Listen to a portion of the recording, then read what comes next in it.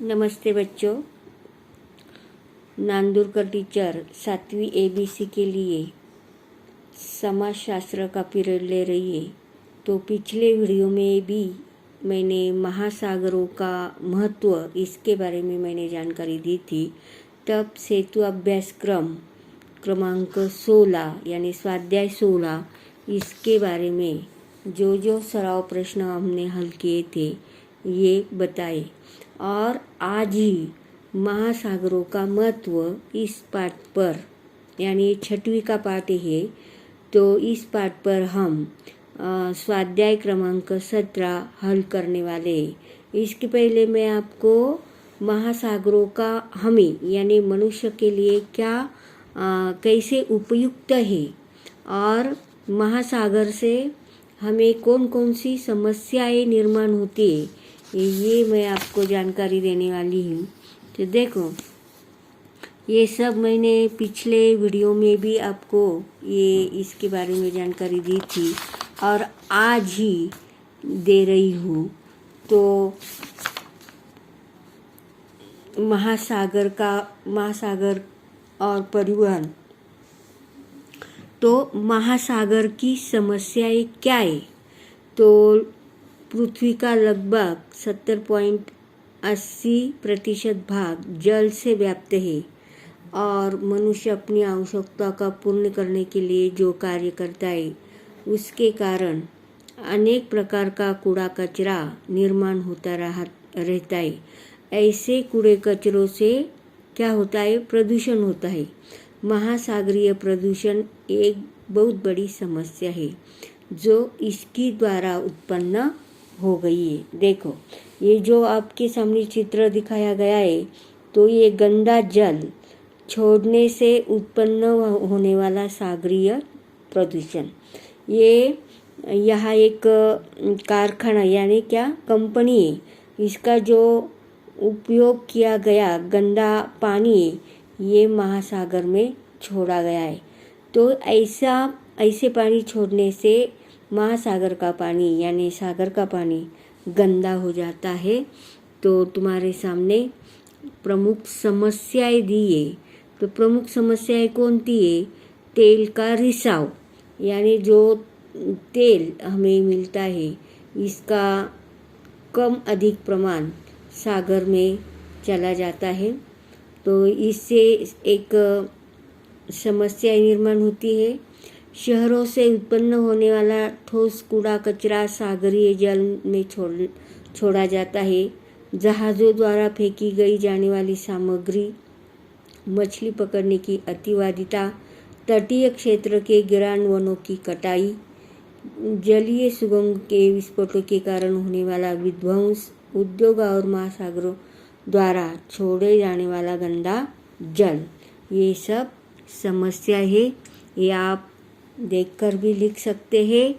और मनुष्य के लिए महासागर कैसा उपयुक्त है इसके बारे में भी मैं आपको जानकारी देने वाली हूँ।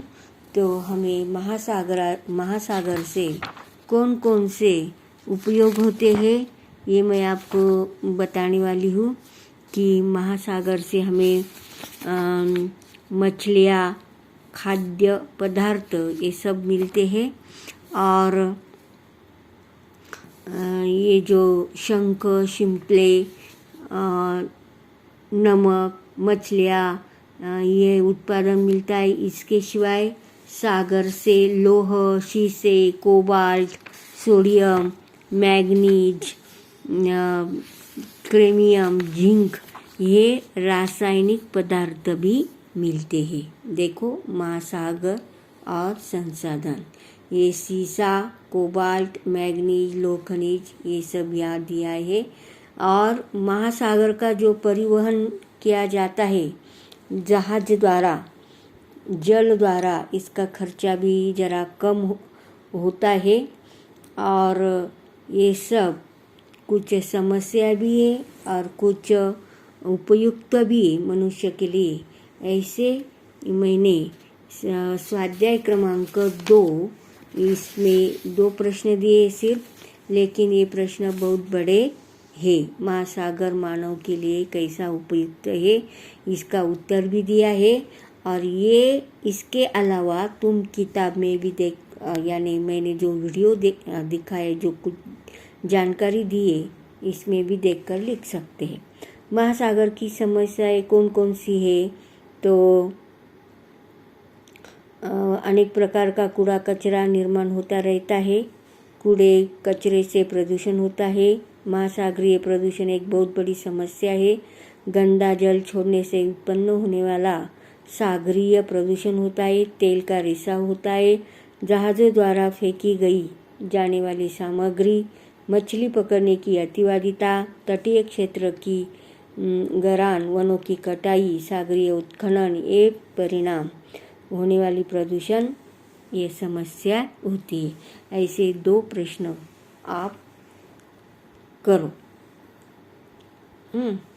और इसके बाद हमें स्वाध्याय क्रमांक 18, ये इतिहास के बारे में हम जानकारी लेने वाले हैं। स्वाध्याय क्रमांक 18 ये पिछले साल का इतिहास का पहला पाठ कौन सा है?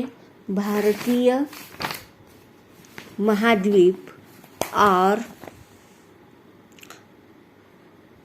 इतिहास। भारतीय महाद्वीप और इतिहास। इस पाठ में देखो इतिहास का अर्थ क्या है और भौगोलिक विशेषता, इसके बारे में जानकारी दी है।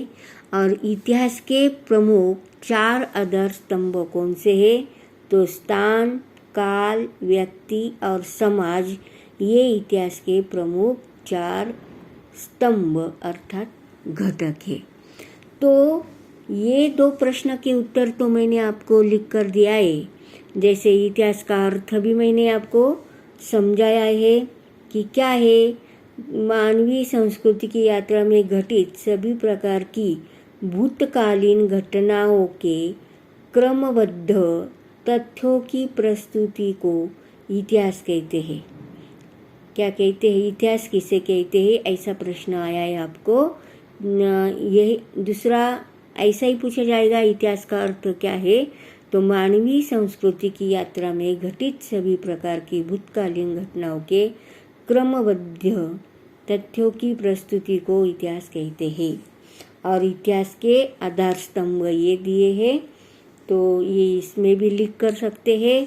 और स्वाध्याय क्रमांक 18, इसमें ये 2 प्रश्न है, ये दिए हैं। और तीसरा जो प्रश्न पूछा है, तुम्हारे परिसर में कौन कौन से व्यवसाय चलते हैं? तो आप व्यवसाय के नाम लिखेंगे। कौन से व्यवसाय चलते हैं? सब्जी का व्यवसाय चलता है, होटलिंग चलता है, कापड़ दुकान है, ऐसे अनेक प्रकार के। दूसरा प्रश्न है, तुम्हारे परिसर में कौन कौन सी फसलें उगाई जाती है? तुम्हारे परिसर में यानी गांव में रहते हो तो गांव में की तुम्हारी खेती होगी। खेती में सब्जियां, गेहूँ, बाजरा, ज्वारी, ऐसे अलग अलग प्रकार के ये जो फसल लगाते उसका नाम भी आप लिख सकते हैं। और ये जो प्रश्न है आप मन से लिखना है। जैसा आएगा वैसे ये प्रश्नों के उत्तर लिखो। ओके।